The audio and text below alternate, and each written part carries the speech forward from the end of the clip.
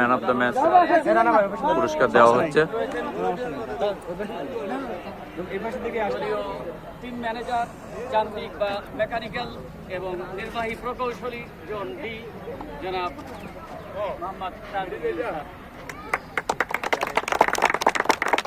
আজকের এই শ্বাসরুদ্ধকর ম্যাচে বেশ কটি ইনিংস এবং বেশ কয়েকজন বোলার যথেষ্ট ভালো বল করেছেন এবং অনেকেই তার মধ্যে ম্যান অফ দ্য ম্যাচ নির্বাচনের দাবিদার এবং বিপক্ষ দলের 2-3 ব্যাটার তারা কিন্তু 30-এর উপরে রান করেছেন এবং বোলিংও তারা ভালো করেছেন। কেউ কেউ পক্ষান্তরে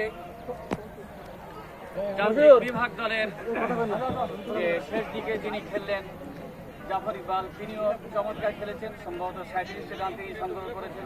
তবে আজকের এই শ্বাসরুদ্ধকর ম্যাচে যার বদৌলতে যার সুবাদে ম্যাচটি যান্ত্রিক শেষ পর্যন্ত জয়লাভ করে ফাইনালে টিকিট কাটতে সক্ষম হলো, তিনি হলেন 44 বলে 4টি চার, 4টি ছক্কার সাহায্যে 60 রানের এক অসাধারণ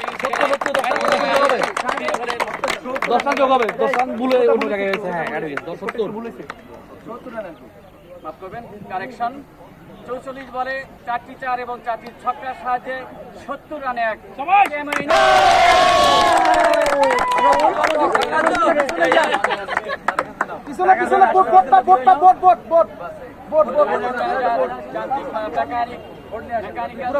নির্বাহী প্রকৌশলী জন্ডি মোহাম্মদ তাজউদ্দিন।